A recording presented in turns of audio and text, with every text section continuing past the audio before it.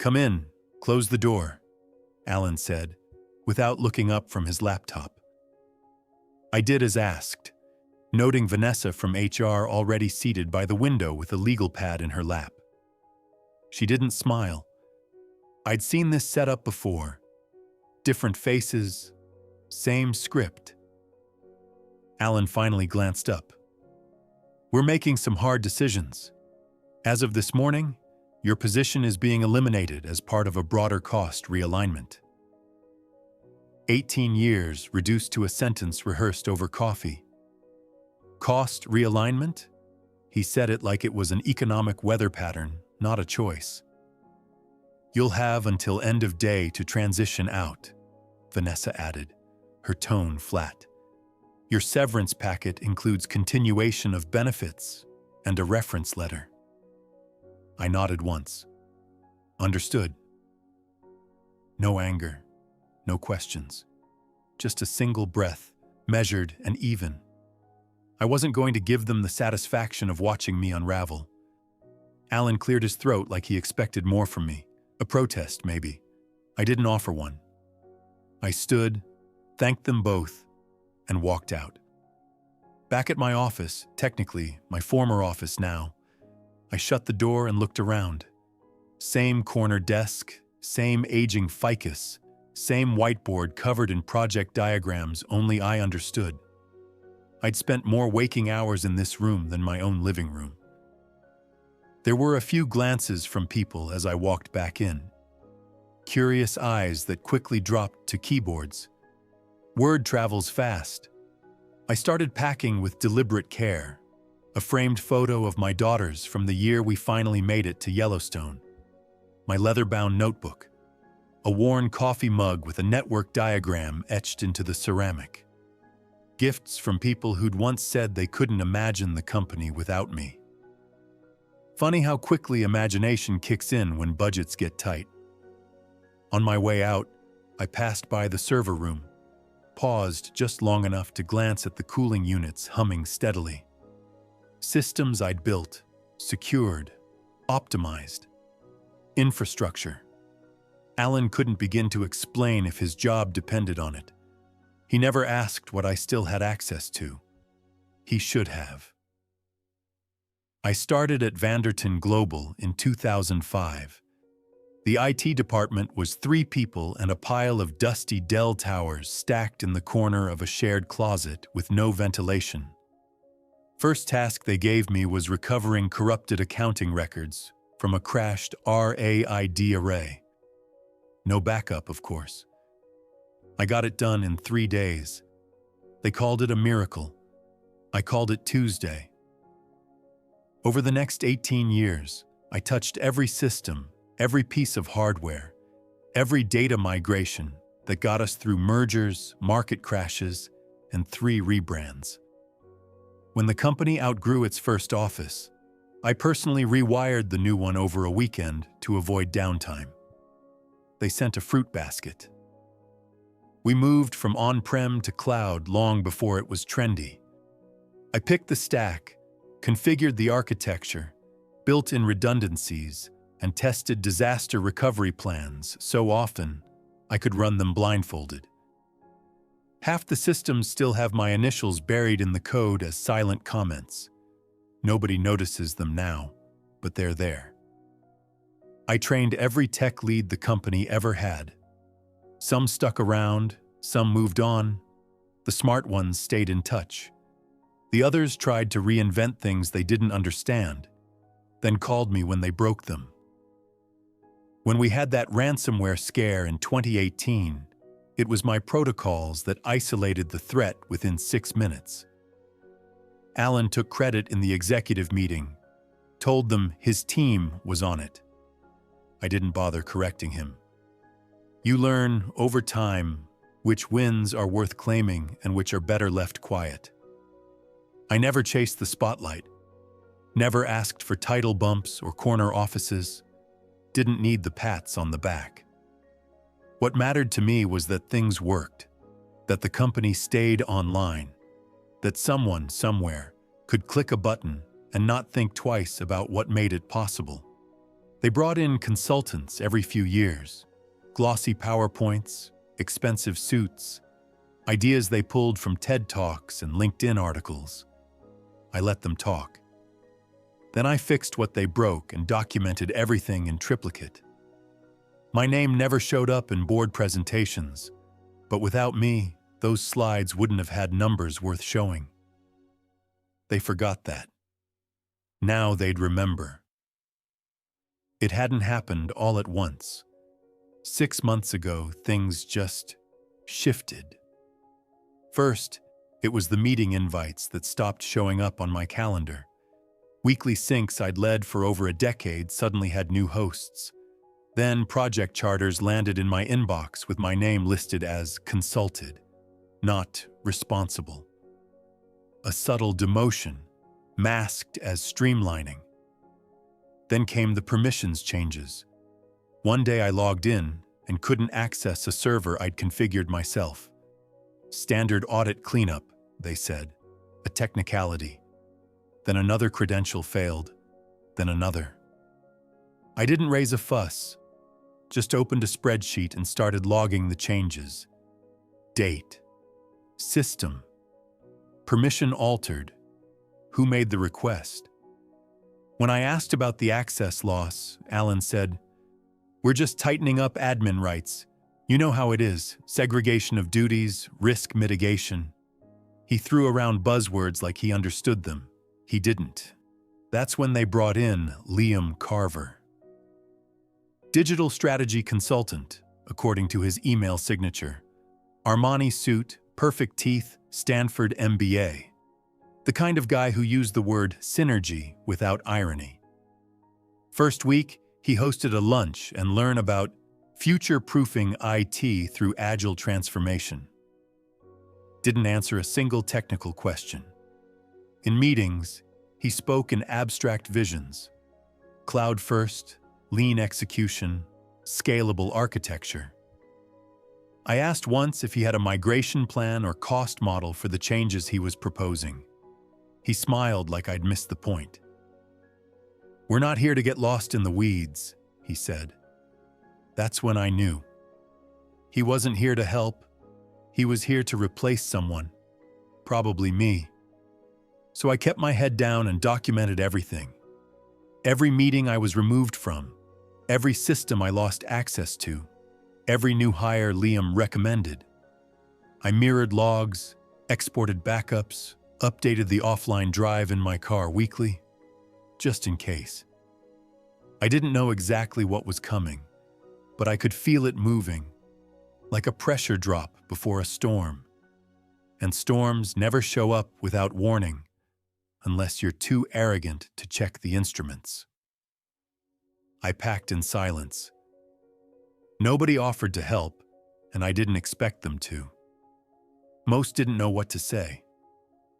A few muttered generic lines, "That's rough," or "You'll land on your feet." One guy, Matt from infrastructure, actually said, "Better now than later, right?" I didn't answer.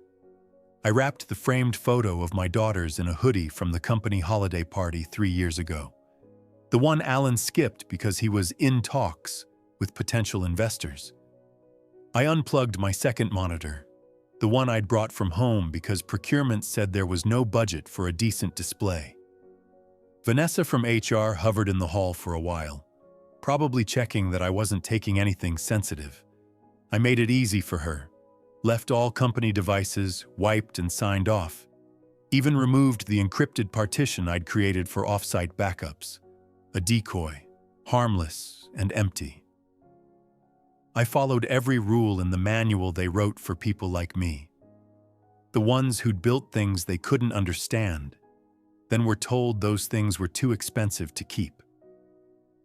What I didn't leave behind was the slim USB drive tucked in the pocket of my laptop bag. Fully compliant? Sure. I didn't take anything I wasn't authorized to access, but I had everything I needed. Logs, memos, original architecture diagrams, email chains where Liam requested admin permissions through back channels, access control lists showing silent escalations. payment records to vendors with no history prior to his arrival. It was all there. As I walked past reception, the new intern didn't even look up. Probably didn't know who I was. That was fine. Out in the parking lot, I paused, looked back at the building I'd helped keep running through 2 recessions, a cybersecurity breach, and 1 CEO scandal. Alan was probably already in another meeting, shaking hands and smiling like none of this was personal. To him, it wasn't. Just a spreadsheet line item. Cost center eliminated. But he'd overlooked one detail. You don't fire the person who built the castle and still has the blueprints. You don't cut loose the guy who knows where every single door and hidden tunnel leads, and who you locked out without checking if he left anything behind. Mistake. One he'd come to regret. Soon. The house was quiet when I walked in. Andrea looked up from the kitchen table, reading glasses perched on her nose, laptop open beside a cup of tea that had gone cold. "You're home early," she said, already knowing why. "They let me go," I said, setting my bag down. "Position eliminated." She didn't ask for details, just stood, wrapped her arms around me, and held on for a long moment.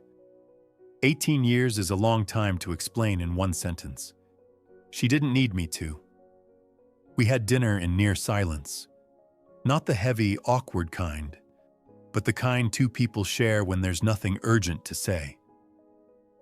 Afterward, I sat in the den with a glass of scotch and stared at the bookshelf without seeing it.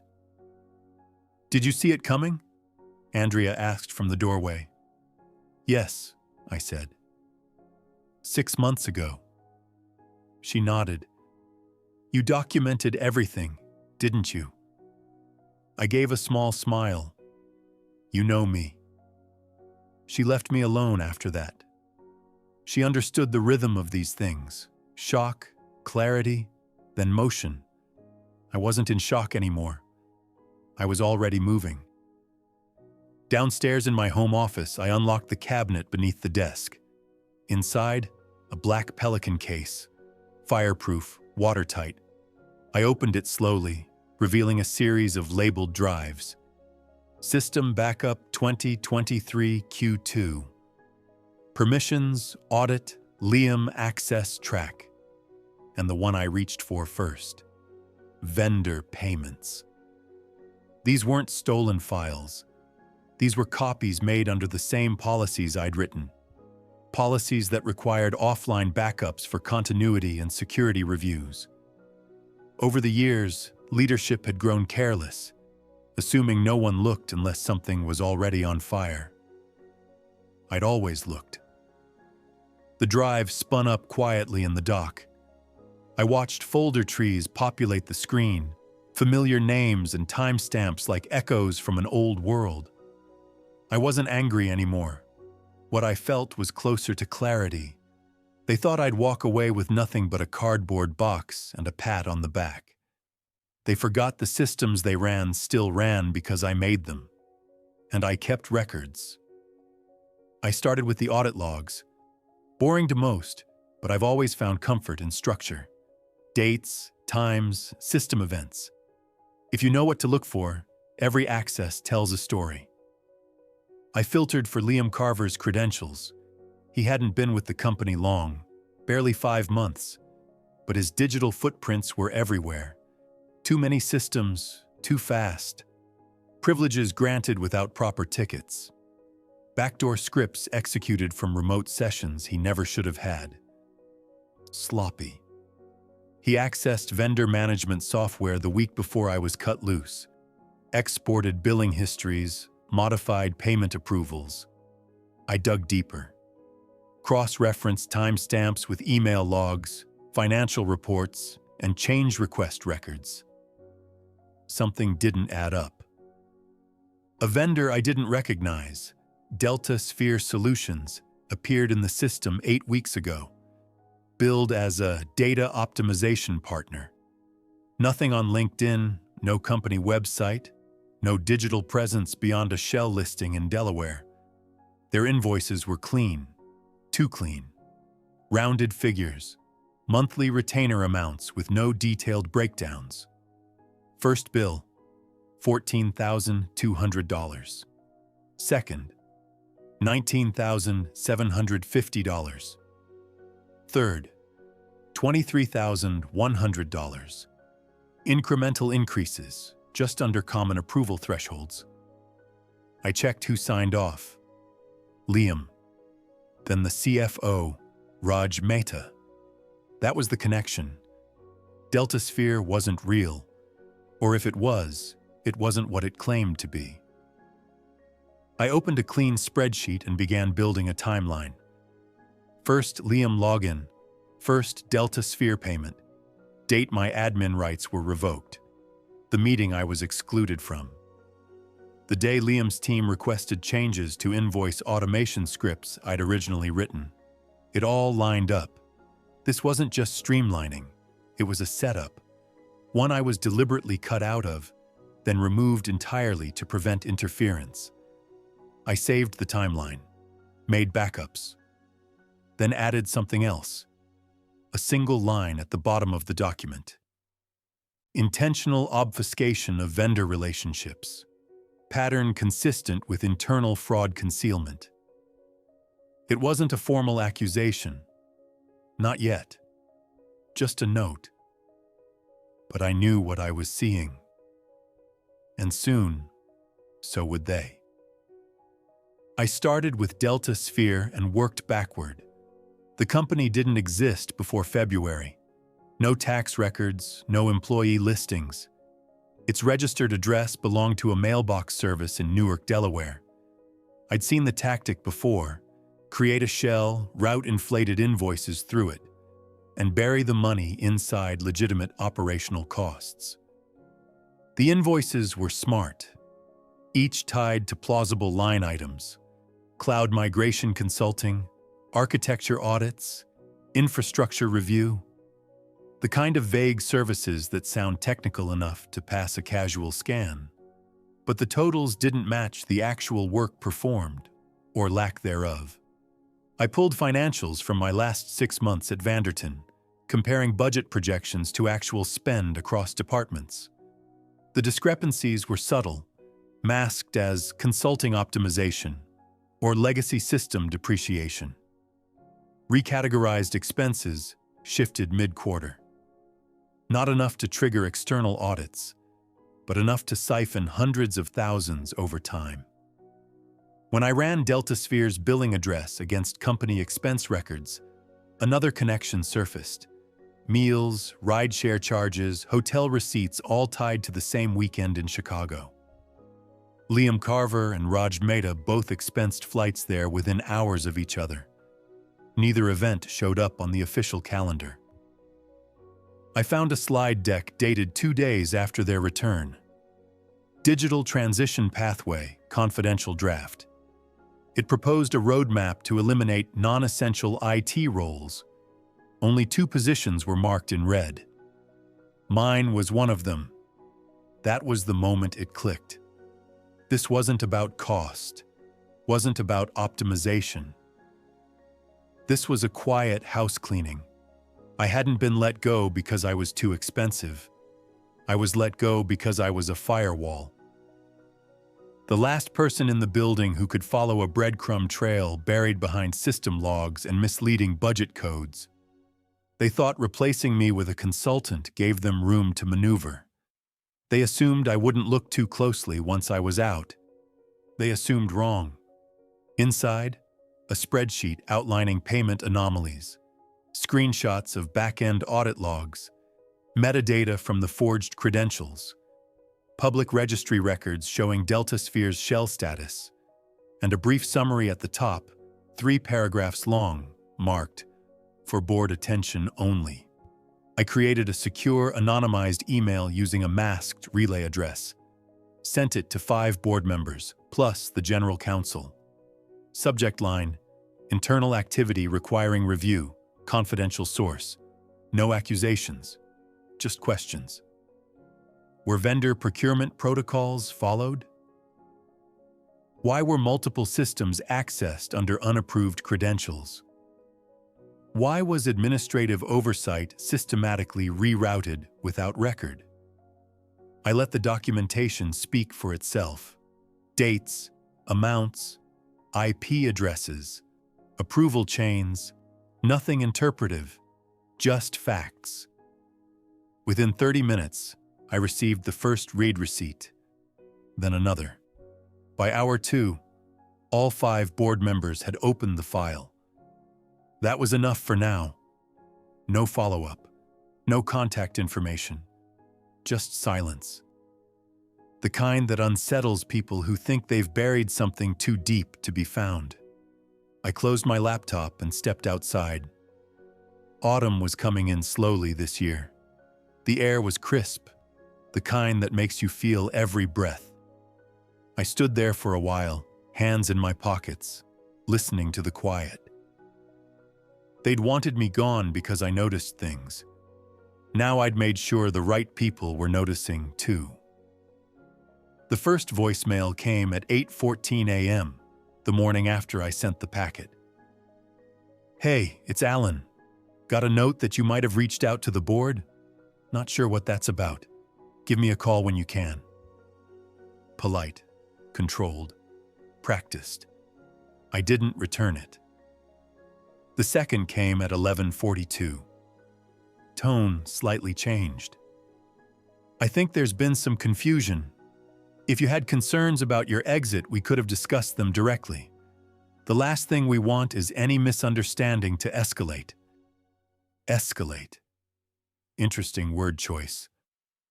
By 3:10 p.m., the mask slipped. "Look, this isn't how we handle things. You're putting the company at risk. And for what? If this is about severance, let's talk numbers." It was never about severance, and he knew it. Later that evening, I saw Liam Carver's name flash across my screen. Unknown number, but the area code matched his client profile. He didn't leave a voicemail the first time, or the second. On the third attempt, he finally spoke. "Mr. Martin, this is Liam Carver. I believe there's been some confusion regarding my role at Vanderton. I'd be happy to walk you through our transition planning if you're open to a professional dialogue." Professional dialogue. I imagined him pacing in a co-working space somewhere, sweating into a $200 shirt.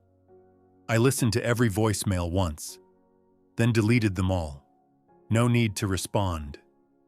No need to give them anything. Let the silence do the talking. That night, I zipped a fresh archive, cleaned, time-stamped, scrubbed of personal metadata, and submitted it through the company's third-party compliance portal. They'd set it up after the last ethics investigation. Zero tolerance, they called it back then.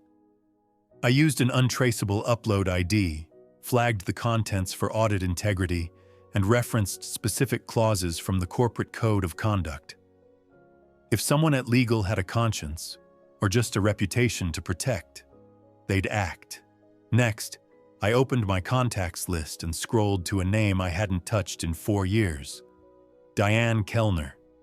Former board member, retired 2 quarters ago. She'd once called me the only person in IT who didn't try to sell her smoke. That counted for something. I drafted a short message. "Diane, I hope retirement is treating you well. Something's unfolding at Vanderton I think you'd want to know about. If you're open to a quick private conversation, I'd appreciate 10 minutes of your time.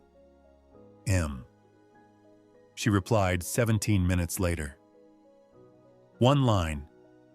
"I've heard rumblings. Call me." Finally, I reached out to David Lynn, a cybersecurity attorney I'd consulted with once during a vendor breach 5 years back. Sharp, discreet, and expensive. I didn't need a courtroom. I needed insurance. And in this kind of game, paper trails weren't enough. You needed someone who could interpret them before someone else rewrote the story. The circle was closing. Quietly, precisely. The headlines didn't make front-page news. Vanderton Global wasn't the kind of company the Wall Street Journal chased. But in our world, enterprise tech, mid-cap strategy firms, it spread fast. Internal financial review underway at Vanderton Global. CFO Raj Mehta placed on administrative leave pending investigation. It was subtle, buried beneath layers of PR speak. No mention of Liam, no mention of me. But the phrasing was enough to tell anyone paying attention that something had cracked wide open. By noon, LinkedIn was doing its own quiet reporting. Raj's profile was no longer available. Liam Carver's title disappeared entirely. Not former consultant, not seeking new opportunities, just gone. Wiped clean like it had never been there. The texts started that afternoon. Jake, what did you do? Lauren Sysadmin worked with me for 8 years. They pulled Raj mid-meeting, walked him out. Legal is crawling through everything. Aaron, junior project manager. Liam's laptop was deactivated this morning. Heard they're scrubbing invoice trails. Jesus. One of the network guys. I didn't even know he had my number. I didn't respond to any of them. This wasn't about gloating. It wasn't about scoring points. It was about making sure the truth surfaced before they buried it behind a fresh round of strategic restructuring. And from the look of it, they'd just realized the dirt didn't stay buried. Not this time. 3 days later, I got the call. Vanessa from HR, voice tight but practiced. Hi, Jake. Hope you're well. Leadership's been reviewing next steps in light of recent developments.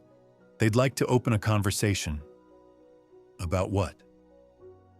About bringing you back in a consulting capacity. We understand you have deep institutional knowledge and, well, unique insight. There it was. No apology. No accountability.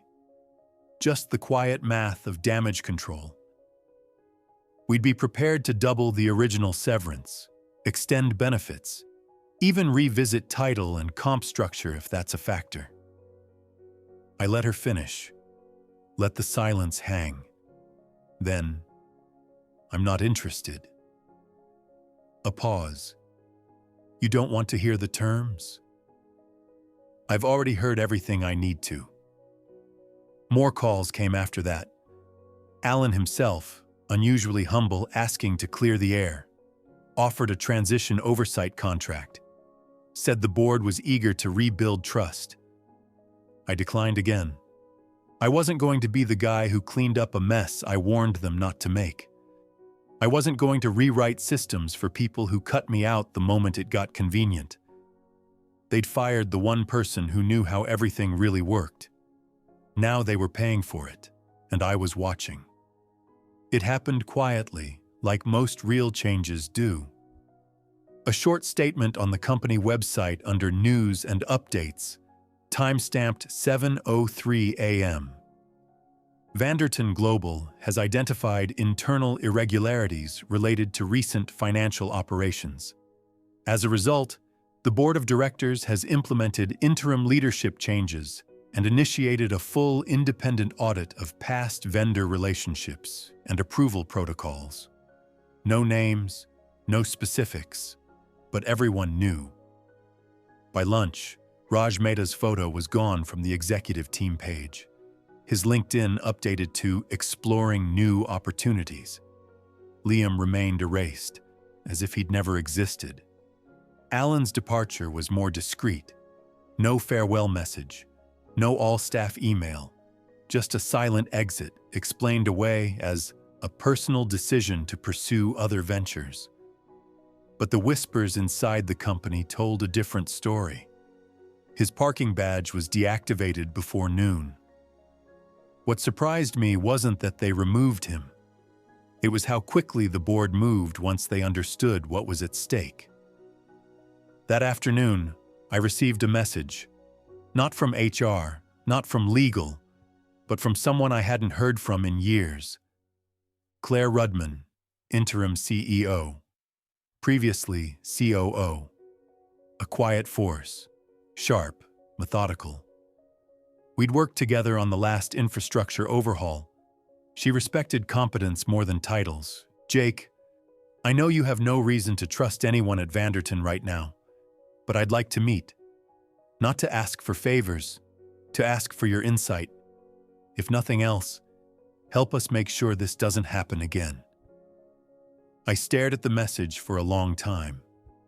This wasn't an invitation to come back. This was a request to rebuild something differently. I met with Claire 2 days later.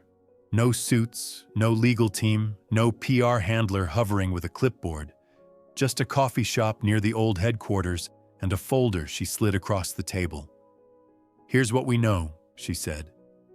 Here's what we missed. She didn't talk like a politician. She talked like someone who had inherited a mess and wanted to understand exactly where the rot started. When she asked if I'd be willing to return in any capacity, I was already prepared. I handed her a single sheet of paper. Chief Information Integrity Officer. Reporting directly to the board. Scope. Full audit authority across all departments. Budget independent. Conditions. Veto power on all IT-related expenditures, vendor contracts, and internal controls. Claire read it twice, then looked up. This is a lot. So was $2.3 million disappearing under your last CFO. She nodded once, folded the paper, and placed it in her briefcase. We'll bring it to vote. They called the next day. Unanimous approval, no counteroffer, no edits. They didn't need another executive. They needed a firewall. I returned 3 weeks later, not as an employee, not as someone hoping to earn trust, but as the final layer of defense. My office was on the top floor now, next to legal, not IT. The badge they gave me had a different color. The people who once cut me out now reported to me. Not out of fear, out of understanding. The view from the 11th floor was different. Same building, same skyline. But everything looked sharper now, more honest somehow. My new office overlooked the north parking lot, the same one I used to cross every morning with a thermos in one hand and a system patch list in the other. Back then, I was 2 floors down and 10 layers removed from the people making decisions that rippled through the company. Now I sat in the room where those decisions started. It wasn't about status, never had been. The desk was bigger, the badge said executive, but none of that mattered. What mattered was the authority to do things right, and the autonomy to say no when the wrong thing came disguised as efficiency. The CFO role had been filled by someone external, an ethics-first finance lead with a forensic background. IT reported through normal channels again, but every access request that used to slide by unnoticed now hit my desk first. They called it a rebuild. I called it stability. I passed Alan in the lobby once, weeks after his departure. He looked smaller in person, not physically, but in presence. The kind of man who once wielded authority like a sword, but couldn't explain the systems he tried to control. He nodded. I didn't. This wasn't revenge. I didn't need an apology. Justice had already been done. The people who minimized my role had learned, painfully, that keeping the lights on takes more than buzzwords. That infrastructure isn't glamorous until it breaks. And then suddenly, it's the only thing that matters. Now, when the board meets, I sit at the table, not in the hallway outside waiting to be called in. Not to posture, just to keep the foundation solid. Last week, I gave a short talk to our incoming IT cohort.